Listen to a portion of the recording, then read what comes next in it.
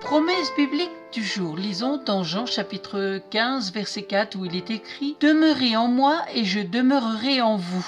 Et dans la Bible en français courant, Jean chapitre 15 verset 7 « Si vous demeurez en moi et que mes paroles demeurent en vous, demandez ce que vous voulez et vous l'aurez ». Nous devons demeurer en Christ pour qu'il puisse demeurer en nous. Sa demeure en nous dépend de cette condition. Nous demeurerons en lui comment? En ayant sa parole qui demeure en nous. Le mot demeure implique que l'on reste auprès de quelqu'un. C'est avoir des intérêts qu'il puisse approuver. C'est vivre une vie conforme à sa volonté, en puisant notre amour, notre force, notre sagesse, notre intelligence en lui. C'est important pour rester ou demeurer en lui, c'est de ne rien tolérer qui nous sépare de lui. Et puis, si ces paroles demeurent en nous, nous pouvons avoir la certitude que si l'on demande quelque chose, nous le recevrons. Nous serons bénis en lui. Relisons cette parole dans la Bible en français courant, dans Jean chapitre 15 verset 7, où il est écrit « Si vous demeurez en moi et que mes paroles demeurent en vous, demandez ce que vous voulez et vous l'aurez. » Dans Jean chapitre 8 verset 31 à 32, il est écrit « Si vous demeurez dans ma parole, vous êtes vraiment mes disciples. Vous connaîtrez la vérité et la vérité